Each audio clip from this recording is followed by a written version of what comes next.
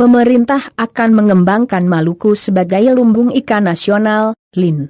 Ini dilakukan untuk mendorong perekonomian masyarakat wilayah timur Indonesia.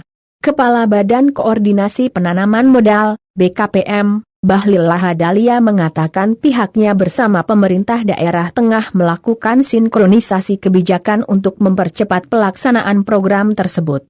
Di saat bersamaan, Kementerian Perhubungan dan Kementerian Kelautan dan Perikanan, KKP, juga mempersiapkan pembangunan infrastruktur dasar baik untuk pelabuhan transportasi maupun kawasan pelabuhan perikanan.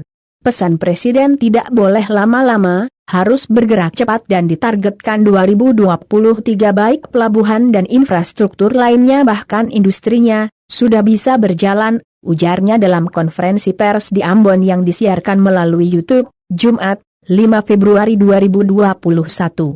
Dalam kesempatan tersebut, Menteri Kelautan dan Perikanan Sakti Wahyu Trenggono menuturkan KKP akan fokus dalam persiapan ekosistem industri berupa pembangunan infrastruktur dasar pelabuhan perikanan.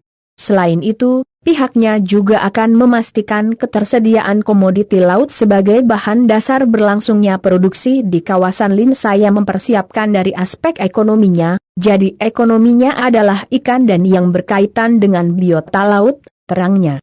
Pelabuhan perikanan di kawasan LIN Maluku rencananya dibangun semodern mungkin dengan mengusung konsep integrasi dari hulu hingga hilir. Dengan demikian, proses bisnis yang berjalan lebih efektif untuk meningkatkan pertumbuhan ekonomi.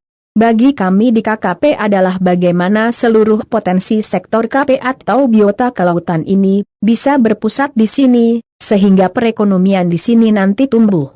Lalu ada terbangunnya suatu pelabuhan perikanan yang modern, seperti yang kaya di Jepang misalnya, ujar Trenggono. Sementara itu, Menteri Perhubungan Budi Karya Sumadi menyampaikan pihaknya akan membangun infrastruktur dasar untuk pengembangan Ambon Port yang terintegrasi dengan pelabuhan perikanan dalam satu kawasan di Pulau Ambon, Maluku.